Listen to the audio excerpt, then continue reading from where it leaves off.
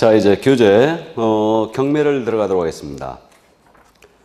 이 경매 부분은 좀 여러분들이 어려워하시는 부분이죠. 그래서 이제 587쪽, 교재 587쪽입니다. 이제 민사집행법상 경매인데, 경매는 크게 나누게 되면 일단은 강제 경매가 있고 임의 경매가 있거든요.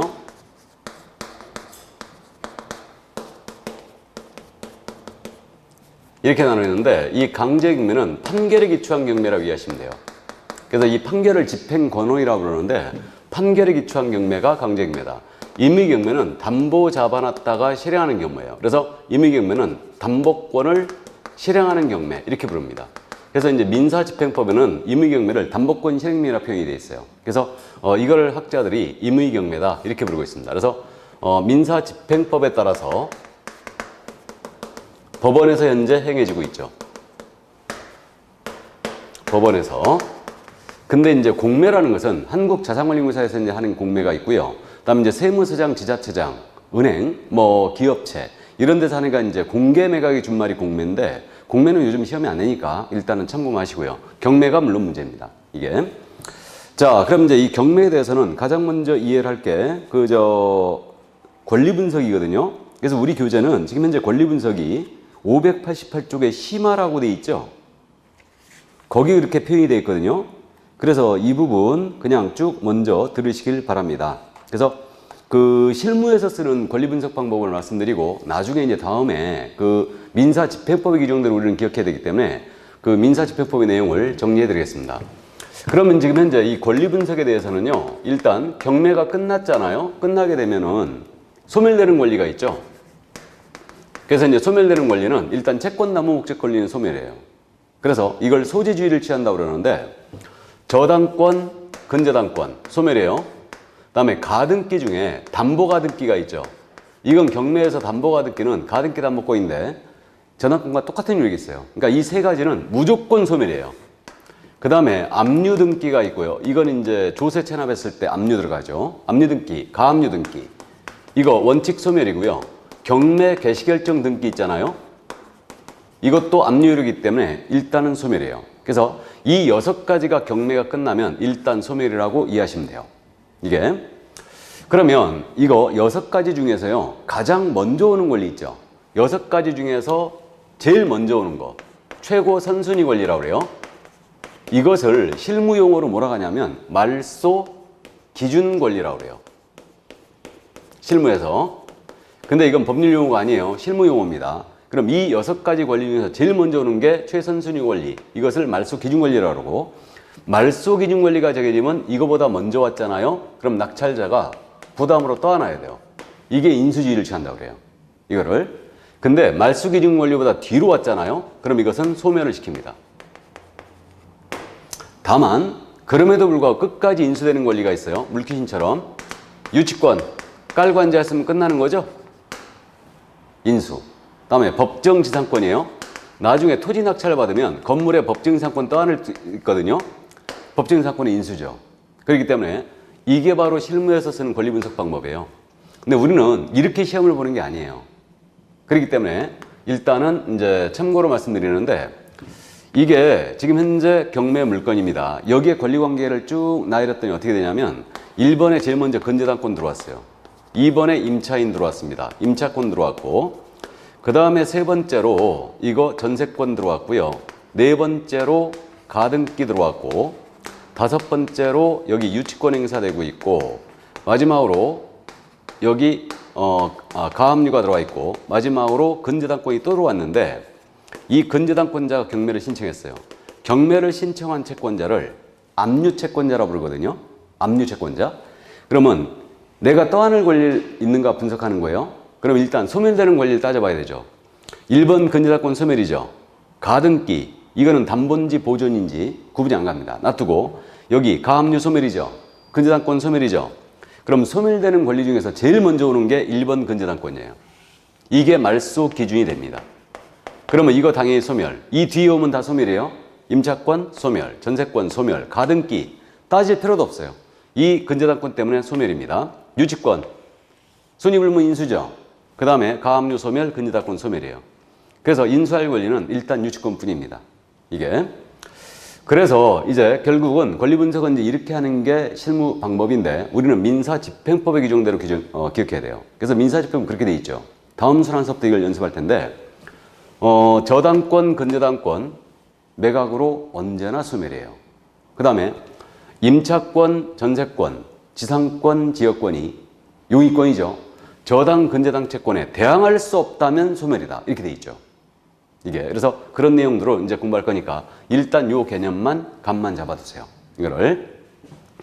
자, 그럼 이제 경매 절차를 보겠습니다. 그래서 교재 589쪽에 쭉 표로 정리돼 있죠.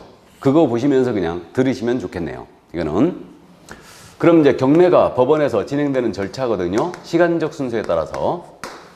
그래서 경매 신청을 했어요. 강제 경매든 임의 경매든. 그럼 하루 이틀 정도면 법원에서 경매 개시결정을 합니다. 그럼 이 경매 개시결정을 하게요. 경매 개시결정서를 채무자에게 송달을 해요. 그리고 이제 촉탁으로다가 개시결정서에 의하여 촉탁으로 개시결정 등기를 합니다. 그러면 부동산에 대한 압류의 효력이라는 게 발생이 돼요.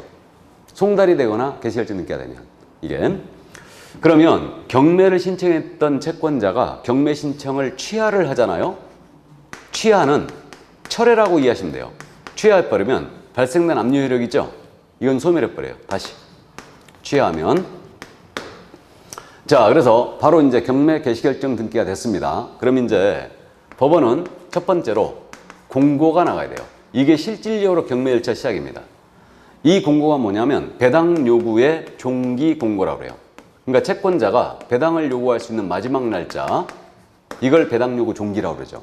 그래서 이걸 정하여 공고가 나가요. 그럼 배당 요구 종기는요, 어떻게 정하게 되냐면 첫 매각기일 전으로 정하게 돼 있어요. 자, 매각기일이란 말이 지금 현재 등장했는데 이 경매 절차에서 민사소송 절차도 마찬가지고 형사소송 절차도 마찬가지고 공판기일, 변론기일 뭐 이렇게 나오는데 이 기일이란 표현은 제삿날이 아니에요. 제삿날이 아니고 날짜를 얘기한다. 날짜. 그렇게 이해하시고 경매 용어가 매매와 진짜 비슷해졌어요. 그래갖고 첫 매각하는 날짜 전이란 얘기죠. 글로 배당 요구 종기를 정해요. 그러니까 매각하는 날짜는 경매를 말합니다. 이거를. 그래서 첫 경매기일이죠, 이게. 첫 매각기일 전으로 배당 요구 종기를 정하여 공고 나가요. 그러면 배당 요구 종기가 나갔잖아요. 그러면 이 날짜까지 채권자랑 배당 요구 다 들어와야 됩니다. 들어와야 되고 배당 요구 채권자이면서 안 했다. 한 푼도 배당 안 해주고 배당받은 자를 상대로 부당이득 반환 청구도 못하게 돼 있어요. 그러니까 채권자라면 배당 요구 들어와야 됩니다. 다. 근데 배당 요구 안 했어도 당연히 배당해 줄 채권자가 있어요. 이 자가 누구냐 하면 당연히 소멸하는 권리를 가진 자들. 등기부에 나타나 있어야 돼요. 첫 경매 개시결정 등기 전에 등기가 돼 있어야 됩니다. 저당권자, 근저당권자, 압류권자, 가압류권자 있죠? 이들은 배당 요구 안 해도 해줘요. 그 다음에 임차권 등기 명령에 의한 임차권 등기권자 있죠? 얘는 보증금 못 받아갖고 임차권 등기 명령 받아갖고 임차권 등기 해놓은 거죠? 그러니까 얘는 배당 요구 안 해도 해줍니다. 예외적으로. 그래서 남의 자들은 배당 요구 들어와야 됩니다. 그래야지만 이제 배당을 해준다. 그렇게 이해해 주시고. 자, 그럼 배당 요구 종기 공고 나갔어요. 그럼 이제 그 다음 절차가 이와 동시에 매각을 준비해요. 경매를 준비한다는 얘기예요. 매각이란 말을 경매로 이해하면 돼요. 준비하는데 물건에 대한 현황을 다 조사합니다. 그리고 감정평가사로 하여금 감정도 하게 해요. 그래갖고 감정금액이 나왔잖아요. 그러면 그 금액을 기초로 최저 매각가를 정하죠. 그래갖고 아파트 경매였다. 그럼 최저 매각가 감평금액이 5억 나왔잖아요. 그럼 통상적으로 이렇게 감정금액으로 최저 매각가를 정해버립니다. 그래서 최저 매각가를 이제 정해요. 그럼 최저 매각가란 말은 이 금액에서 입찰 시작한다는 얘기죠. 이 얘기입니다. 그 다음에 이제 각종 최고를 또 하게 돼요. 그러니까 알고 있는 채권자한테 다 알려주고요. 공무소, 지방자치단체나 세무서장에게 세금 받을 거 있으면 신고 들어와라 하고 최고를 하게 되고, 이제 매각기일 7일 전부터 매각 물건 명세서를 만들어 비치하게 돼 있는데 일단 참고하시고. 그럼 매각 준비 끝났어요? 그럼 그 다음 절차가 뭐겠습니까? 매각 공고가 나가요. 법원 매각 공고. 요 공고가 바로 우리가 신문에서 보는 법원 매각 공고예요. 이게. 그럼 매각 준비가 끝났으니까 이 물건에 대한 입찰을 한다는 얘기죠. 그 얘기인데 이때 매각 공고할 때 이 부동산에 대한 매각 기일, 이거 경매 기일이라고 그랬죠. 그 다음에 매각 결정기일, 이걸 정하여 공고가 나갑니다. 그러면 매각기일은 입찰하는 날짜라고 그랬고, 매각 결정기일은 뭐냐? 입찰일에 내가 최고가를 써낸 거예요. 그럼 저에 대해서 허가, 불허가를 결정하는 날짜예요. 그래서 이름이 매각 결정기일로 돼 있죠. 이게. 그래서 이 두 가지를 정하여 매각 공고가 나갔어요. 그럼 그 다음 절차가 뭐냐면, 일단 그 다음 절차가 매각을 이제 실시해야 되겠죠. 그럼 참고사항인데, 매각 기일로부터 매각 공고는요, 최소한 2주 이상을 간격을 둬야 돼요. 그러니까 매각 기일을 잡는다. 그러면 매각 공고는 최소한 2주 전에 나갔다는 얘기예요. 매각 결정 기일은 1주 내의 날로 잡는다, 이렇게 돼 있거든요. 근데 현재 정확하게 일주일로 움직여요. 그래서 만약에 화요일 날 입찰했어요. 그럼 다음 주 화요일이 매각 결정 기일이에요. 현재 실무상 그렇게 움직입니다. 그럼 이제 매각을 실시하는데, 요 매각 실시의 방법, 매각 실시라는 방법은 세 가지 방법 중에 하나로 합니다. 한 날짜에 모두 모여서 입찰, 개찰하는 거예요. 이걸 기일 입찰제라고 해요. 기일은 날짜라고 했죠. 그러니까 기일 입찰제. 한 날짜에 모두 모여서 입찰표 써내는 거예요. 그 다음에 기간 입찰제가 있어요. 이건 말 그대로 기간을 정해야 하는 입찰제예요. 지금 현재 기간 입찰제 다시 부활시켰다는 법원은 듣지를 못했습니다. 그래서 어쨌든 일부 법원이 이제 기간 입찰제를 가미했었는데, 현재는 복잡하니까 기간 입찰제 병행 안 하고 있답니다. 우편으로 할 수 있죠. 이때는 지방에 계신 분들은. 그다음에 호가 경매라는 게 있어요. 호가 경매는 영화에서 보였듯이 미술품 같은 거 놓고 부른 거 있죠. 이게 호가 경매예요. 원래 법원이 95년도 전에는 호가 경매를 했었죠. 부동산 경매도. 지금 현재 동산 경매만 호가 경매를 하고 있는데, 그 95년도 전에는 부동산도 호가 경매하다 보니까 이게 문제가 생겼던 게, 우리 행님들이 법정에 나와가지고 자기가 싸게 받아야 되는데 옆에서 막 불러대거든.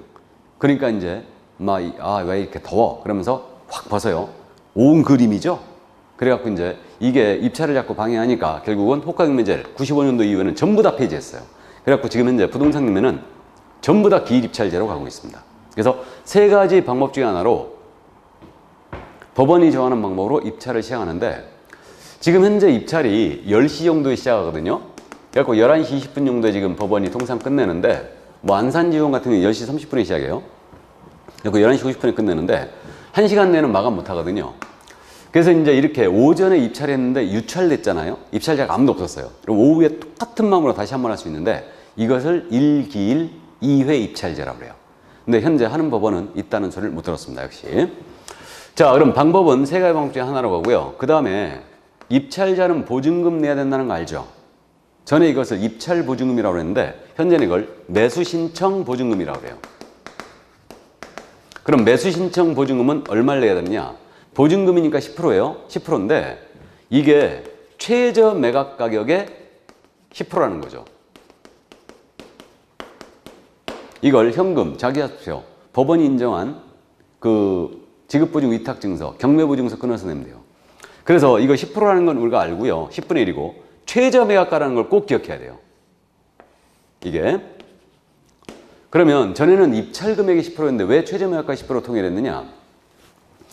이게 지방 쪽에서 입찰 금액이 자꾸 노출된 거예요. 이게 지방 쪽은 은행도 하나고 큰 손들은 자기네들끼리 다 알고요. 은행하고 또 이렇게 담당하고 친하죠. 은행도 몇 개 없고. 그러다 보니까 입찰 금액의 10%를 내게 했더니 입찰 금액이 자꾸 노출되는 이유가, 아침에 수표로 끊어가겠죠, 보증금을. 그래갖고 그러는 거죠. 은행 담당한테 전화했고, 야, 한민호 그놈이 오늘 그 수표 얼마짜리 끊어갔는데, 그러면 내 입찰 금액이 나와버리는 거예요. 그래가지고 최저 매각가 10% 통일했습니다. 그럼 최저 매각가가 만약에 5억이었잖아요.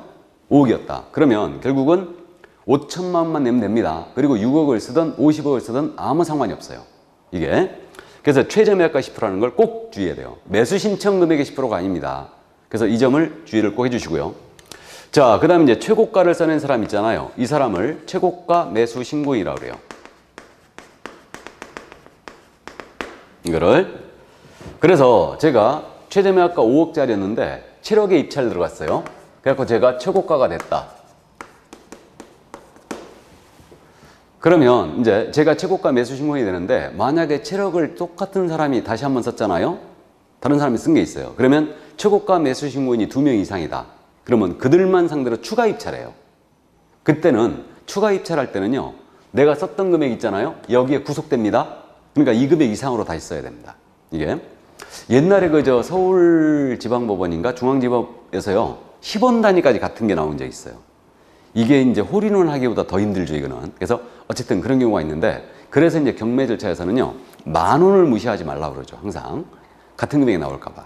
그래서 어쨌든 최고가 매수 신고 이렇게 이제 정합니다. 그리고 2등 신고도 뽑아둬요. 이걸 차순위 매수 신고라는데, 차순위 매수 신고는 아무나 할 수 있는 게 아니에요.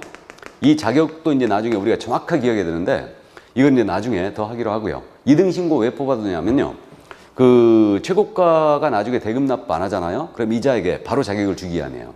그래서 이제 경매 절차 빨리 종결시키기 위해서 차수임 매신고를 받아두는데, 실무적으로 차수임 매신고는 잘 안 들어갑니다. 대금 납부 안 할 일이 거의 없잖아요. 자, 그 다음에 이제 아무도 입찰자가 없었다. 이걸 뭐라고 하냐면 유찰이라고 해요. 유찰. 유찰 시에는 상당히 금액을 다운한다는 거 아시죠? 그래서 통상 유찰 시에는 20%를 다운해요. 그리고 다시 매각을 하는데 이걸 세매각이라고 부르죠. 그래서 이제 서울에 있는 법원들은 전부 다 20% 다운시키고요. 그 인천지법 있죠. 대전지법도 마찬가지인데 그 30%씩 다운시켜요. 그러면 20% 다운할 때 볼까요? 최저 매각가 5억이었어요. 20% 다운율 적용하면 유찰됐거든요. 그 다음 얼마 해야 돼요? 4억. 그 다음 또 유찰됐어요. 얼마 해야 돼요? 3억 2천. 20% 다운율 적용하면. 그 다음에 또 유찰됐어요. 그럼 2억 5천 6백이 되죠. 그래서 20% 다운율 적용하면요, 3번 유찰되면 반토막 납니다. 근데 30% 다운하잖아요. 훅훅 떨어져요. 30% 다운율 적용하면요, 5억에서 만약에 유찰됐잖아요. 그럼 그 다음 할 때는 얼마 해야 돼요? 3억 5천. 이렇게 되죠. 그 다음 할 때는 2억 4,500인가요? 이렇게 되죠. 이게 57, 35, 37, 21, 2억 4,500 맞네. 그래서 이렇게 됩니다. 그래서 30% 다운율 적용하면요, 20% 이게 두 번 유찰되면 바로 반토막 납니다. 그래서 인천지법 같은 데는 이제 30% 다운을 적용하죠. 그래서 부동산 가격이 주로 안 좋은 지역들이 30%를 다운합니다. 자, 그래서 이게 바로 이제 매각 실시에서 우리가 이해할 점이었는데, 참고로 이해를 돕기 위해서요, 경매가 만약에 날짜를 잠깐 따져보면, 경매를 신청을 예를 들어서 1월 2일 날 했잖아요. 그러면 법원마다 약간 사정은 틀린데 아무리 빨라도 매각 실시까지 오기까지는 4개월 이상이 걸립니다. 아무리 빨라도. 그러면 5개월 정도 잡으면 일단은 6월 2일 날 매각을 실시한다는 얘기죠. 이날에. 그러면 매각 공고는 최소한 2주 전에 나가야 되니까 5월 중순쯤에 나간 거예요. 그럼 매각 공고가 예를 들어서 5월 10일 날 나갔다. 그러면 배당 요구 종기는 첫 매각기일 전으로 정한다고 했죠. 이게 그래서 경매 개시결정은 그럼 1월 2일 날 신청했으면 개시결정은 하루 이틀 내면 떨어지니까 1월 4일 날 개시결정 떨어졌고, 공고도 바로 나갑니다. 그래서 이제 예를 들어서 공고가 1월 8일 날 나갔다. 매각 공고가. 그래서 배당 요구 종기가 이제 배당 요구 종기 공고가 나갔어요. 그럼 배당 요구 종기는 통상적으로 3개월 정도로 잡아요. 첫 매각기일 전으로 잡는다고 그랬는데 이게 첫 매각기일 아니에요. 그러니까 전으로 잡는다고 그랬는데 3개월 정도 잡으면 한 4월 8일 정도 되는 거죠. 그러니까 4월 8일 정도에 이미 배당 요구 종기는 끝나 있어요. 그래서 배당 요구 종기가 여기서 이미 끝나 있고요. 이 배당 요구 종기가 지났잖아요. 종기가 지나버리면 더 이상 배당 요구 절대로 안 받아줍니다. 그다음 배당 요구 했던 채권자도 철회도 못해요. 그래서 매수인 인수할 부담이 바뀌는 경우는 철회할 수도 없다. 빼도 박도 못해요. 그래서 이렇게 돼 있고, 그럼 이제 매각 준비 있잖아요. 이게 하세요라는 얘기예요. 이게. 그래가지고 이제 어쨌든 이런 식으로 이제 현재 경매가 진행되죠. 그럼 이제 매각 실시했어요. 최고가 7억 제가 써냈습니다. 그럼 이제 그 다음 절차가 뭐겠습니까? 매각 결정기일이에요. 일주일 뒤에. 그래서 매각 결정기일이 열리는데, 그래서 이거는 매각 결정기일을 하는 이유가 최고가 매수 신고인에 대해서 허가 불허가를 결정해 주는 날짜예요. 허부 결정 절차예요, 이게. 그러면 농지를 경매로 받으면 농취증이 있어야 된다고 그랬죠. 농지를 경매로 받으면. 그래서 농취증이 있어야 되는데, 농지 취득자격 증명 있잖아요. 이거는 언제까지 제출하면 되냐면 이때까지 내면 돼요. 매각 결정기일까지. 이거. 근데 실무적으로는 매각 결정기일 전일까지 내줘야 될 겁니다. 그래야 매각 결정이 떨어지니까. 그래서 일단은 그렇게 되고, 이론적으로는 매각 결정기일까지 추첨하면 된다는 거예요. 그럼 농지증을 내줘야 되는데 이걸 안 냈잖아요. 그럼 불허가 나가 버립니다. 허가를 안 해줘요. 그럼 불허가 나가면요, 냈던 보증금 날리는 거예요. 안 돌려줍니다. 그럼 이때는 저감률을 적용하느냐? 안 해요. 안 하고 세매각을 실시합니다. 그러니까 저감률 적용을 하는 경우는요, 유찰뿐이에요. 입찰자가 있었다가 다시 경매한다. 그때는 저감률 적용이 없습니다. 이게. 그래가지고 이제 불허가 시에는 저감률 적용이 없는 세매각을 실시하죠. 그리고 이해관계에는 이제 허가 불허가 결정에 대하여 즉시 항고할 수 있어요. 이 즉시 항고는 이의제기예요. 그래서 이제 매각 결정, 불허가 결정 7일 내에 할 수가 있는데, 일주일 내에 할 수가 있는데, 이때 허가 결정에 대하여 즉시 항고하잖아요. 허가에 대한 즉시 항고를 한다. 내가 허가 결정 받은 거예요. 근데 항고를 한다. 이해관계인이. 그럼 이때는 쓸데없는 항고를 맡겨서 보증금 공탁해야 돼요.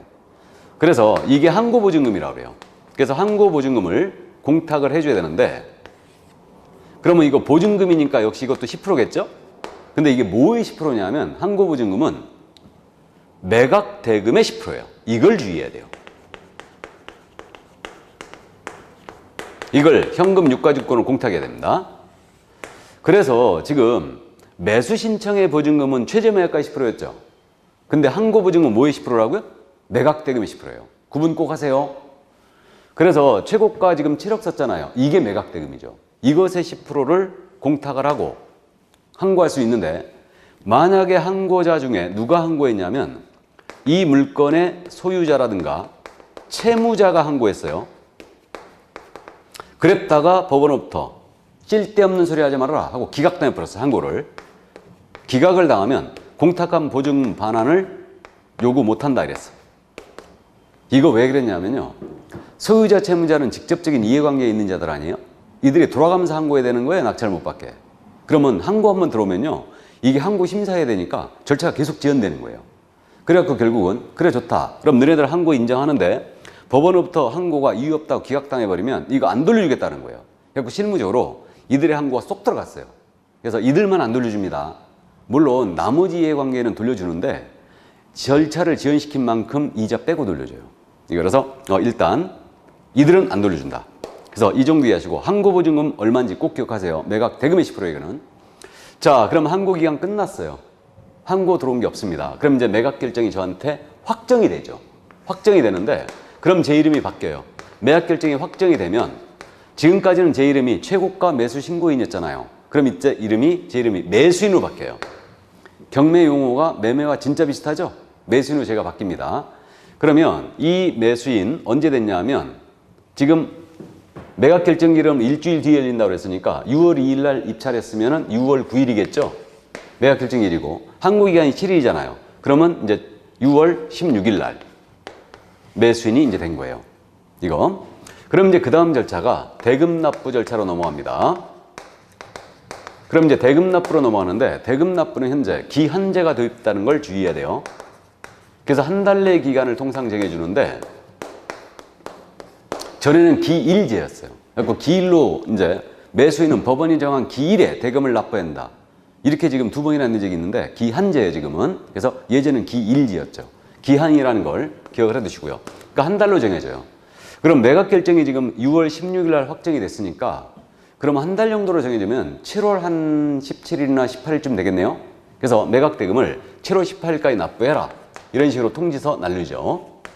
이렇게 시간까지 다 정해져요. 그리고 이제 이 날짜까지 대금을 완납을 해줘야 되잖아요. 그럼 이제 우리는 알고 있어요. 대금을 완납을 해버리면 소유권 취득이라는 거 알죠? 등기업 취득하는 거예요. 근데 법원이 정한 기한까지 대금을 납부 안 했어요. 미납을 했다. 미납을 하게 되면 차순위 매수 신고 있으면 그 자에게 자격을 주고, 그 자가 없었잖아요. 그러면 이때는 저감률 적용 안 합니다. 저감률 적용을 안 하는 재매각을 실시해요. 자, 그러면 용어가 지금 틀리죠? 유찰됐을 때 다시 하는 거 세매각이죠? 불허가 나갔을 때 다시 하는 것도 세매각. 근데 미납은 재매각이에요. 그래서 이제 원래 세매각, 재매각 구분의 개념은 매각 결정 전에 다시 하느냐, 후에 하느냐 문제인데, 그거 알 필요 없어요. 그냥 하나만 재매각이에요. 미제. 미납 재매각. 여러분들이 미제 그러더라고요. 그래서 일단 이렇게 되고요. 근데 이제 재매각기일이 잡힌 거예요. 잡혔는데 재매각기일 3일 전입니다. 재매각기일 3일 전까지 미납했던 매수인 있죠. 이자가 다시 완납을 해버렸어요. 재매각기일 3일 전까지. 완납을 해버리면 재매각을 취소해줘요. 그러면 이렇게 되는데 재매각 절차가 진행이 된다. 이 절차에 전 매수인은 참가할 수 없어요. 미납했던 매수인 참가 안 됩니다. 그래서 안 되고요. 그 다음에 이제 3일 전까지만 납부해주면 된다. 그래서 이제 이 재매각 절차를 근데 실무적으로 참가할 때는 조심해서 참가해야 돼요. 매수인이 보증금 포기하면서까지 대금 납부 안 해버렸다는 얘기는 이 물건에 중대한 하자가 생겼을 가능성이 크죠. 그리고 실무적으로 재매각 절차는요, 보증금을 20% 올려버려요. 매각 조건 그대로 적용하는데 어쨌든 보증금만 20% 정도로 올려버립니다. 그러니까 내가 입찰 들어가려고 그랬는데 보증금이 10%가 아니고 최저 매각가 20%가 돼 있다. 그럼 이때는 재매각의 원인을 꼭 파악하고 들어가야 됩니다. 이거. 그래서 일단 참고해 두시고. 그래서 이게 미납 재매각이다. 그럼 대금 납부 됐어요. 그럼 그 다음 절차가 뭐냐? 배당해야 되겠죠? 배당. 그래서 배당기일을 잡아서 배당을 인지하게 돼요. 배당의 순위는 후일 더하기로 하고요. 그 다음에 이제 이전 등기 촉탁을 다 해줍니다. 말소할 거 다 말소하고요. 그 다음에 이전 등기 촉탁 신청서 물론 내야 됩니다. 이거. 그래서 이렇게 이전 등기 다 해주고요. 마지막에 이제 인도명령제라는 게 있죠. 그래서 이 인도명령제는 명도소송에 대한 특례로 일단 보입니다. 이게. 그래서 이른바 인도명령제가 도입되면서 BJR 있죠. 이게 쏙 들어갔어요. BJR이 뭐다? 배째라. 이게 안 됩니다. 그래서 이게 인도명령제가 제가 생각하기에는 2002년도에 이게 도입이 되면서 민사집행법상 인도명령제가 도입되면서 명도소송에 대한 특례인데 이게 가장 경매 절차를 개선시킨 거 아닌가 그런 생각이 듭니다.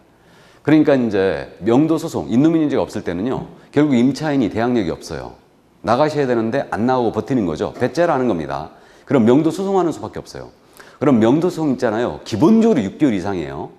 거기다가 임차인이 판사 앞에 가고 판사님 나 갈 데 없어요 하고 울먹울먹 하잖아요. 그럼 판사도 사람이지라 절차가 계속 지연돼요. 그럼 7억이라는 돈을 쏟아부어 놓고요. 이게 소송에 법정에 한 달에 한 번씩 끌려다니고 그러는 거예요. 그래갖고 이제 임차인이 버티고 있으면서 안 들어갔었는데 이 제도가 도입이 되면서 버틸 수가 없는 거죠, 그냥. 그래서 인도집행을 딱 들어가잖아. 인도민의 신청해갖고 인도집행 들어가면요. 이게 늦어도 법원에 따라 약간 차이는 있는데 두세 달 하면 다 드러내버립니다. 그래서 지금 버틸 수가 없어요.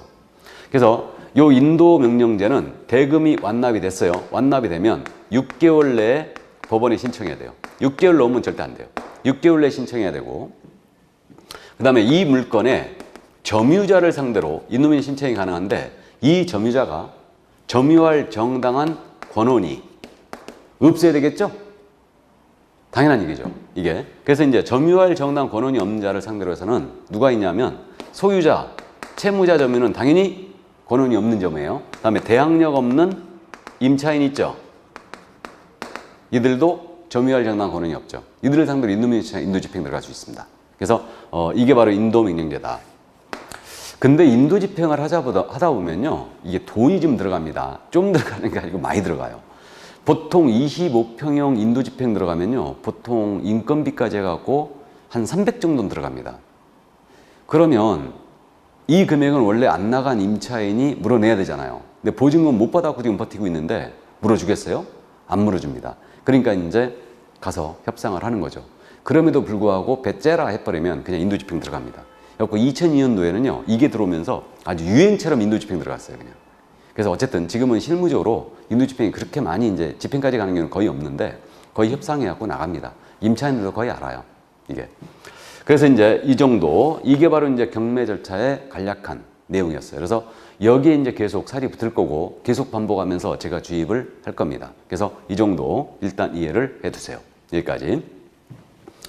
자, 그럼 이제 경매 절차를 다 살펴봤고요. 그럼 이제 우리 교재 경매 절차를 다 봤으니까 그 다음 나오는 게 공매가 나오고 있죠. 근데 이 공매는 공개 매각의 준말이고 자산관리공사에서 하는 공매를 우리가 이제 보는 건데 요건 요즘에 이제 시험이 안 내니까 일단은 통과하겠습니다. 그리고 이제 마지막으로 598쪽에 매수 신청 대리인 등록에 관한 규칙이 나와 있죠? 이게. 그래서 이제 이거는 우리 공인중개사법 내용과 아주 비슷하거든요. 그렇기 때문에 간략하게 말씀만 드리고 그냥 다음 순환 때 정확하게 더 하도록 하겠습니다. 그래서 이제 매수 신청 대리인인데 우리가 법령 시간에 공부했지 않습니까? 우리가 경매 업무를 수행할 수 있다고 그랬죠. 그래서 이제 공매 업무를 수행할 수 있다고 그랬는데 이 경매는 법원에서 하고 있고 공매는 한국자산관리공사에서 하는 걸 공부한다고 그랬는데 경매의 대상이 된 부동산, 공매의 대상이 된 부동산에 대하여 권리 분석 및 취득의 알선,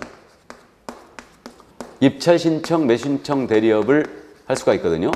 이때 경매 부동산에 대한 대리업을 하고자 할 때는 대법원 규칙이 정하는 바에 따라 법원에 등록을 하셔야 된다고 그랬죠. 그러면 경매 부동산에 대한 권리 분석과 취득의 알선만 할 때는 법원에 등록 안 하고 그냥 할 수 있어요.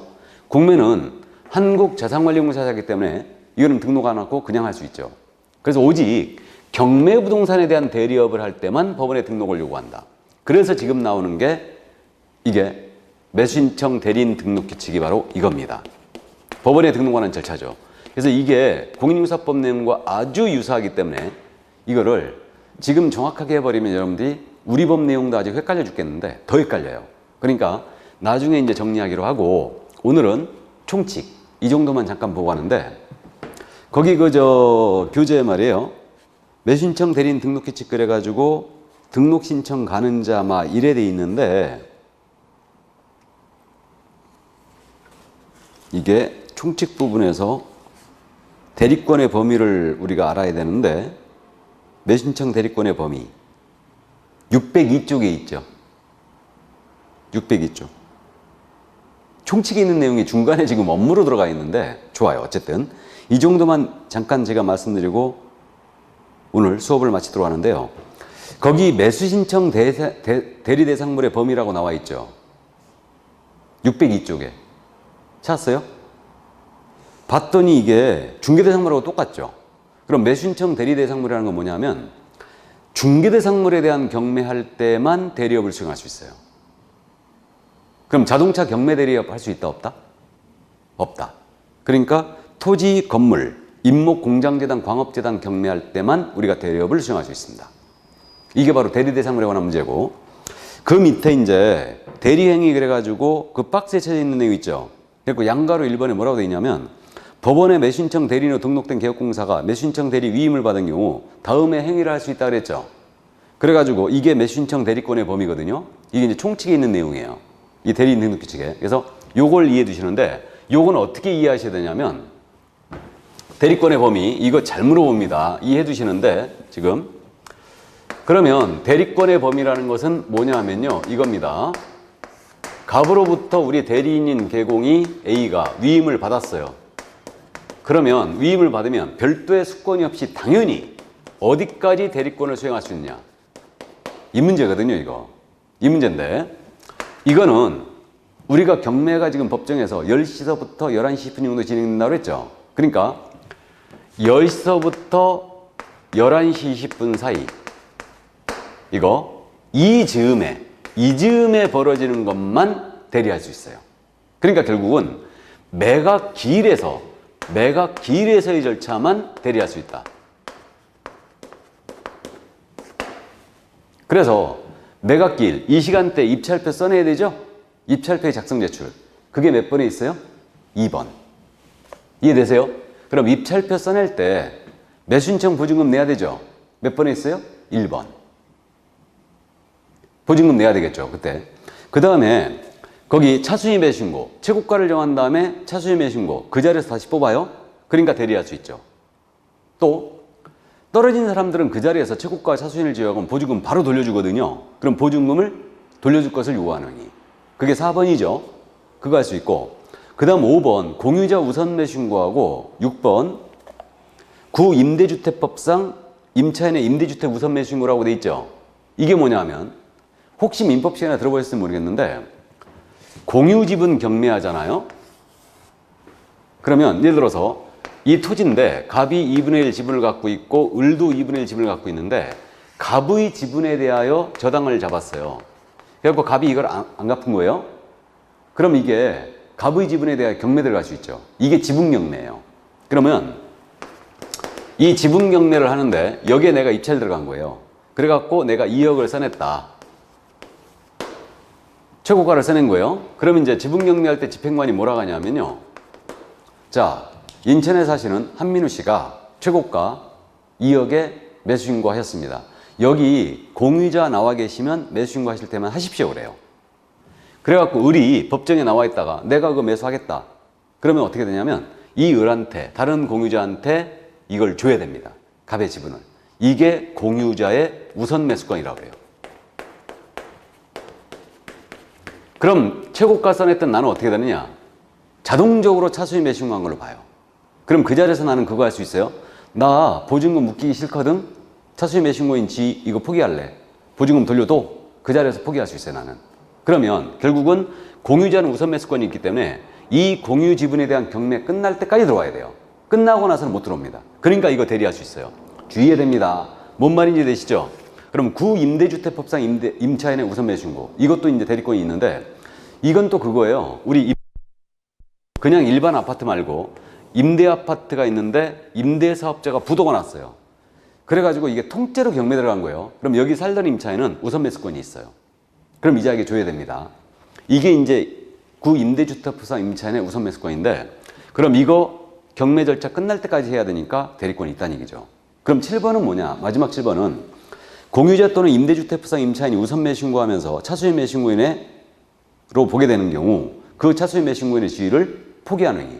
내가 포기할 수 있다고 그랬죠? 그거 당연히 대리할 수 있어요. 그러니까 결국은 이 즈음에 매각 기일에서 벌어진 절차만 대리권이 있다는 얘기예요. 그럼 매각 기일에서 벌어지는 절차가 아닌 저 뒤에서 벌어지는 인도명령 신청 대리권 있다 없다? 없죠. 즉시항고 대리권이 있다 없다? 없어요. 매각 기일을 연기한다. 연기 신청 이런 것들 다 대리권 없어요. 메모해 놓으세요. 인도명령 신청 대리권 없습니다. 즉시항고 대리권 없습니다. 매각 기일 연기 신청 대리권도 없어요. 이런 것들. 그래서 그 정도 이해를 해 두시고요. 자, 그래서 대리권의 범위 이 정도만 이해하시고 나머지 이제 대리인 등록에 대해서는 여러분들이 차츰차츰 하시면 되겠네요.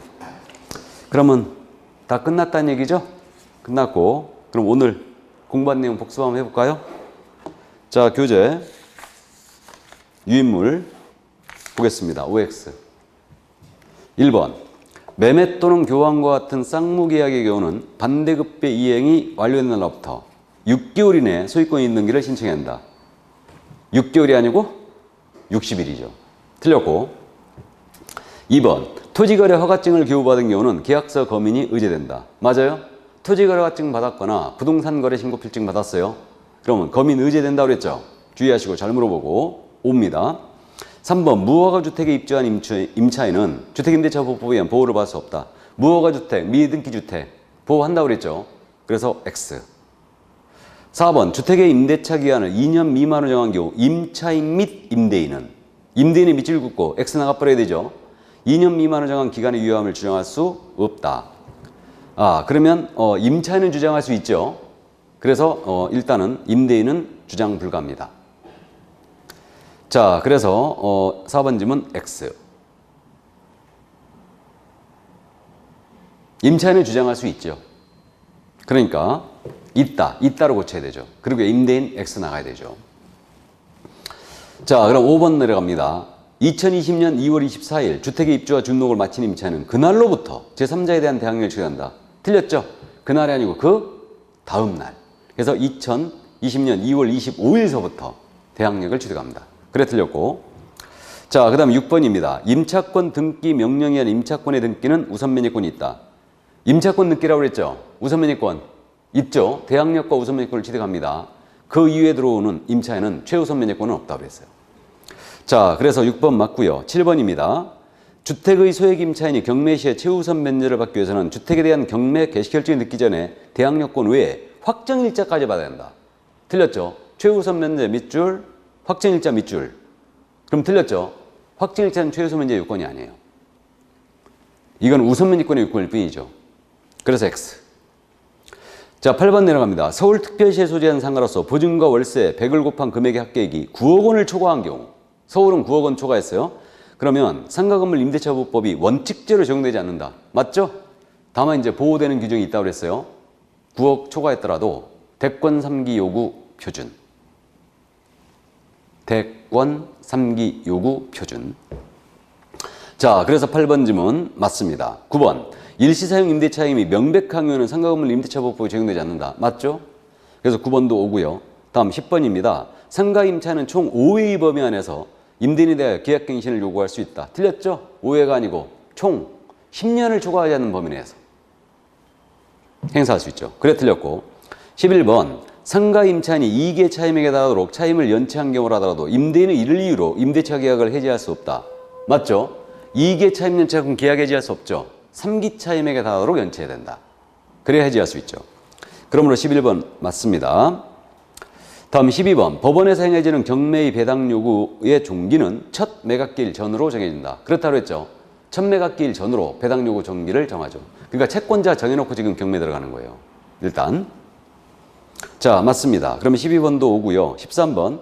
저당권보다 후순위의 주택임차권은 경매 종결 시 소멸한다. 맞죠? 저당권보다 뒤로 오는 임차권입니다. 그럼 저당권에 대항할 수 없죠. 당연히 소멸이죠. 이게. 자, 그럼 맞고요. 다음 14번. 경매 대상 부동산에 매수신청을 하는 자는 매수신청 금액의 10%를 매수신청 금액의 밑줄 긋고 X나 앞으로 해야 되죠. 보증금으로 제출해야 한다. 최저 매각가 10%라 했죠. 아주 이거 잘 내는 지문입니다. 그래서 최저 매각가 10%를 보증금으로 내야 되죠. 다음 15번. 농지를 경매로 취득하는 경우는 농지취득자격증명을 발급받지 않아도 된다. 농지증이 있어야 된다고 그랬죠. 언제까지? 매각 결정기일까지 농지증을 내줘야 됩니다. 자, 그래서 15번 X입니다. 자, 그래서 고생 많으셨고요. 그럼 1, 2월 과정이 이제 끝났죠? 끝났고 저는 이제 다음에 뵙도록 하겠습니다. 고생 많으셨고요. 건강하시고 다음에 뵙도록 하겠습니다. 수고하셨습니다.